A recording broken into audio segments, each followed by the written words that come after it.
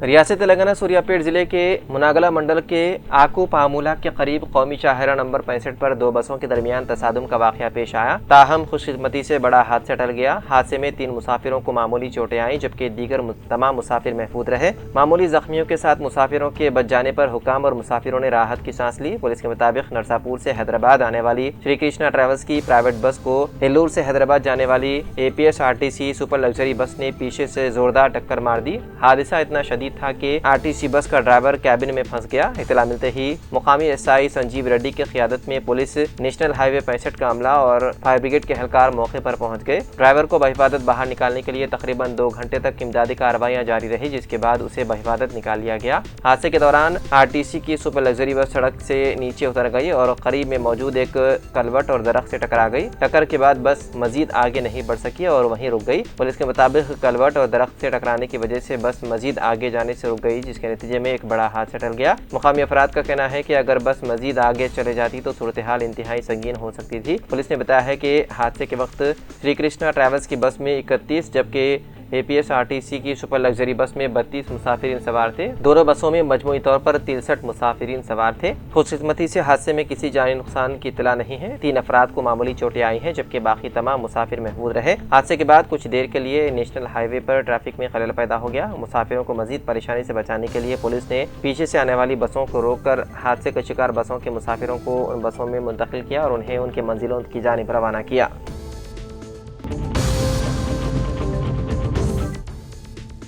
तेलंगाना में गुज़िश्ता चंद दिनों से बारिश न होने के बाइस आवाम को शदीद गर्मी और बदलते मौसम की कैफियत का सामना है। बारिश के बाद मौसम में अचानक गर्मी महसूस होती है। उसके बाद दर्जे हरारत में दोबारा इजाफा होने लगता है, जिससे लोगों को मौसमी तब्दीलियों के बाइस परेशानी का सामना है। इसी दौरान खलीज बंगाल में बनने वाले हवा के कम दबाव के जेर असर आज तेलंगाना के कई इलाकों में बारिश की पेशकयासी की गई है। हैदराबाद महकमा मौसमियात के मुताबिक सिद्दीपेट, करीमनगर, हनमकुंडा, जनगांव, वरंगल, महबूबाबाद, खम्मम और भद्रादरी, कोत्तागुड़ा, मतला में हल्की से औसत बारिश होने का इम्कान है। महकमा मौसमियात ने मज़कूरा अज़ला के लिए येलो अलर्ट जारी करते हुए आवाम को मोहतात रहने की हिदायत दी। पेशकयासी के मुताबिक बाद मकामात पर गरज चमक के साथ बारिश हो सकती है, जबकि तकरीबन 40 किलोमीटर फी घंटे की रफ्तार से तेज हवाएं चलने का भी इम्कान जाहिर किया गया है। महकमा मौसमियात की इस पेशकयासी के बाद गुज़िश्ता कई दिनों से बारिश के मुंतज़िर आवाम को मौसम में बेहतरी और गर्मी से राहत मिलने की उम्मीद है। हुक्काम ने शहरियों को एहतियाती तदाबीर इख्तियार करने का मशवरा देते हुए कहा कि ख़राब मौसमी हालत के दौरान इंतहाई ज़रूरत के बगैर घरों से बाहर निकलने से गुरेज किया जाए। तेज हवाओं और गरज चमक के दौरान खुले मकामात, दरख्तों और बरखी के खम्भों के करीब जाने से भी एहतियात बरतने की अपील की गई है।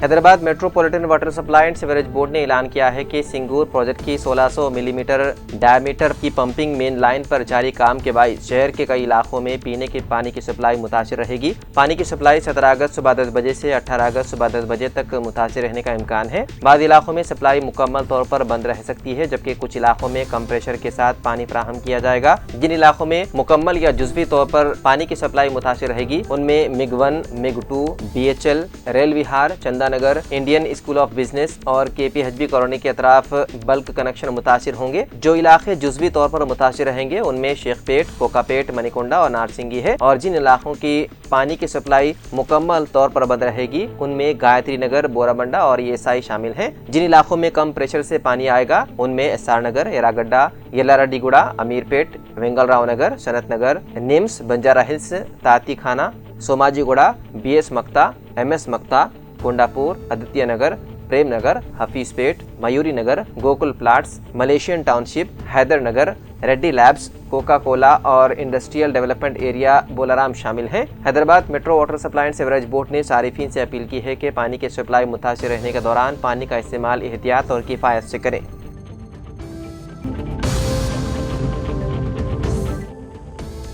तेलंगाना में चावल की कीमतों में तेजी से इजाफा रिकॉर्ड किया जाने लगा है और कहा जा रहा है कि आइंदा दिनों में चावल की कीमतों में मजीद इजाफा रिकॉर्ड किया जा सकता है। लेकिन रियासती हुकूमत को बारीक चावल की कीमतों को काबू में रखने के लिए फौरी तौर पर इकदाम करने चाहिए, क्योंकि गुज़िश्ता 2 माह के दौरान रियासत में सुपर फाइन राइस की कीमतों में 800 रुपये फी कुंटल तक का इजाफा रिकॉर्ड किया गया है। महंगाई के नतीजे में परेशान आवाम के लिए अगर अशियाए तग़ज़िया भी महंगी होने लग जाए तो ऐसी सूरत में आवाम को शदीद मसाइल का सामना करना पड़ सकता है। चावल तेलंगाना आवाम के लिए इंतहाई ज़रूरी शय है और बेशतर तेलंगाना में में चावल का इस्तेमाल करने वालों की तादाद में मुसलसल इजाफा ही रिकॉर्ड किया जाता है। थोक ताजरीन ने बताया है कि रियासत तेलंगाना में जो बारीक चावल माह जून के दौरान 4,600 रुपए फी कुंटल फरोख्त किया जा रहा था, उसकी कीमतों में इजाफे के बाद अब वही चावल रियासत में 5,500 रुपए फी कुंटल फरोख्त किया जा रहा है। इसी तरह जिस चावल की कीमत माह जून के दौरान 5,600 हुआ करती थी, उसी चावल को अब माह अगस्त के दौरान 6,300 रुपए फी कुंटल फरोख्त किया जाने लगा है।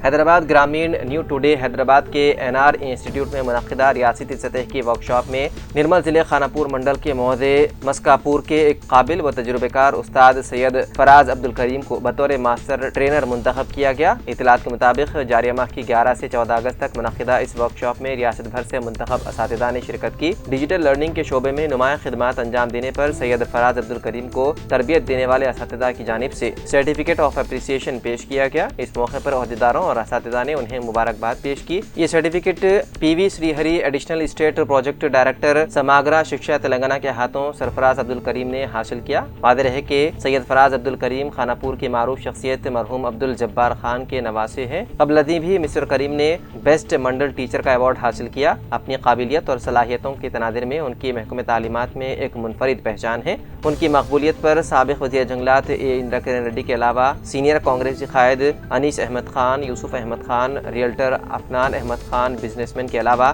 सीनियर सहाफ़ी व स्टाफ रिपोर्टर सैयद जलील अजहर रोजनामा सियासत ने भी उन्हें दिली मुबारकबाद पेश करते हुए नेक तमन्नाओं का इजहार किया। जबकि मामेड़ा मंडल कांग्रेस यूथ प्रेसिडेंट शेख शरीफ ने भी अब्दुल करीम को तालीमी मैदान में नाम रोशन करने पर खुशी व मसरत का इजहार करते हुए मुबारकबाद की पेश।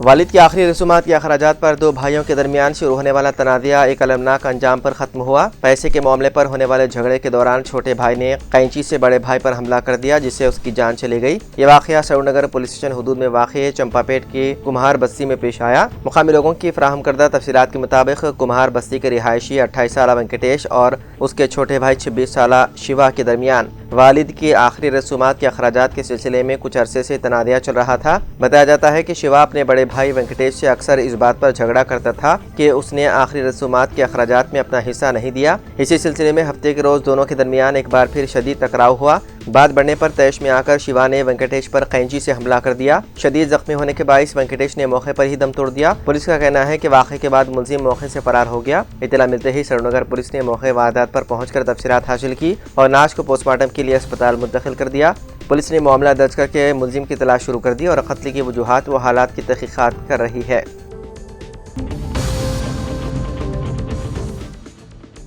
मगरबी बंगाल असेंबली के साबिक डिप्टी स्पीकर और बीरभूम के रामपुर हाट से तृणमूल कांग्रेस के साबिक रुकन असेंबली आशीष बनर्जी इतवार को पार्टी दफ्तर में फांसी के फंदे से लटके हुए पाए गए। पुलिस ने रामपुर हाट के वार्ड 5 में हतलापाड़ा वाक़े पार्टी दफ्तर से उनकी नाश बरामद की और उसे पोस्टमार्टम के लिए भेज दिया। दराए के मुताबिक जाए वकू से एक खुदकुशी का नोट भी मिला है। आशीष ने नोट में लिखा कि उन्होंने अपनी सियासी जिंदगी में कभी बदनवानी नहीं की और ना ही कोई गलत काम किया। उन्होंने अफसोस का इजहार करते हुए कहा कि तारापीठ रामपुर हाट डेवलपमेंट अथॉरिटी, जिसके वो चेयरपर्सन रहे हैं, में होने वाली बेकायदगियों के मामले में उन पर झूठे इल्जामात आयद किए गए। आशीष ने वादे किया है कि उन बेकायदगियों से उनका कोई ताल्लुक नहीं। उन्होंने मजीद लिखा कि सियासत में कदम रखना उनकी जिंदगी की सबसे बड़ी गलती थी। पुलिस ने उनकी मौत से जुड़े हालात और नोट में लिखी बातों की जाँच कर रही है ताकि ये पता लगाया जा सके कि आया बनर्जी ने खुदकुशी की थी और अगर ऐसा है तो उन्हें ऐसा कदम उठाने के लिए किस बात ने मजबूर किया।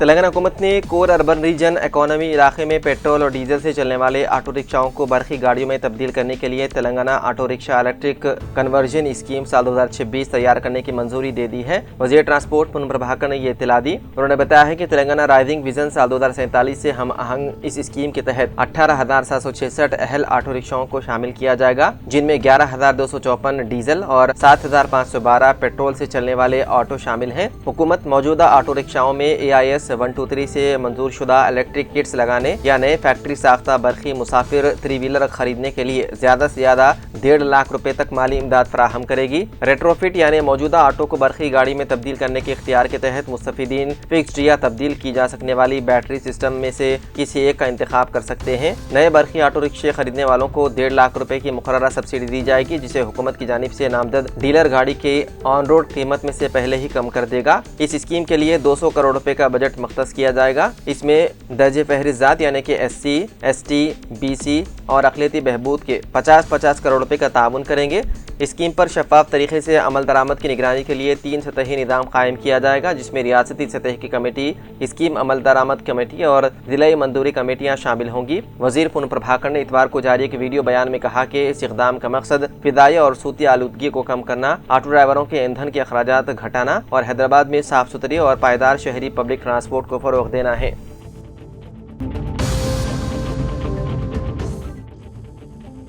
हैदराबाद के माधापुर इलाके में गांजा फरोख्त करने के इल्ज़ाम में महकमे प्रोहिबिशन एंड एक्साइज के स्टेट टास्क फोर्स ने हफ्ते को एक ऑटो रिक्शा ड्राइवर को गिरफ्तार कर लिया। गिरफ्तार मुलजिम की शिनाख्त अमर कुमार के तौर पर हुई है, जो झारखंड का रहने वाला है। हुक्काम के मुताबिक मुलजिम मुबैना तौर पर अपने ऑटो रिक्शा के जरिए इलाके में गांजा मुंतकिल और फरोख्त करता था। स्टेट टास्क फोर्स टीम ने उसे मुबैना तौर पर गांजा फरोख्त करते हुए पकड़ा। तलाशी के दौरान मुलजिम के कब्जे से 1.45 किलोग्राम गांजा, एक ऑटो रिक्शा और मोबाइल फोन बरामद किया। STF हुक्काम ने गिरफ्तार मुलजिम और जब्त शुदा गांजे समेत दीगर सामान को मजीद तहकीकात और कानूनी कार्रवाई के लिए माधापुर एक्साइज पुलिस स्टेशन के हवाले कर दिया।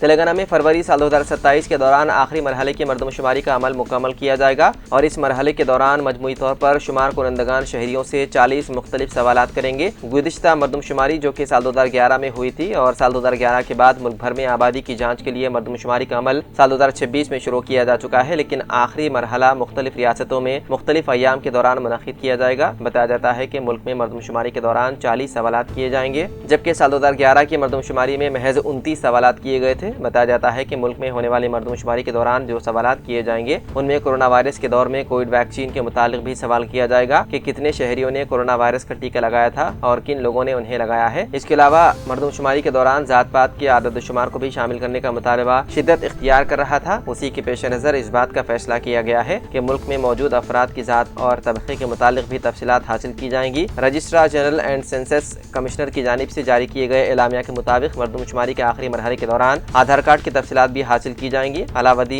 मादरी जुबान और कितनी जुबानों से आगाही हासिल है उसकी तफसीलात भी 2 मुख्तलिफ सवालात के जरिए हासिल की जाएंगी, जबकि साबिक़ा मरदमशुमारी के दौरान जुबान से मुतालिक दोनों सवाल एक ही सवाल में शामिल थे, लेकिन उन्हें अब 2 मुख्तलिफ सवालात के तौर पर पेश किया जा रहा है। साल 2026 में शुरू हुई मरदमशुमारी में मकानात के इंदराज का अमल 11 मई था 9 जून के दरमियान मुकम्मल कर लिया गया था और इससे कबल 26 अप्रैल था 10 मई के दौरान अज़ खुद मकानात के इंदराज की सहूलत फराहम की गई थी।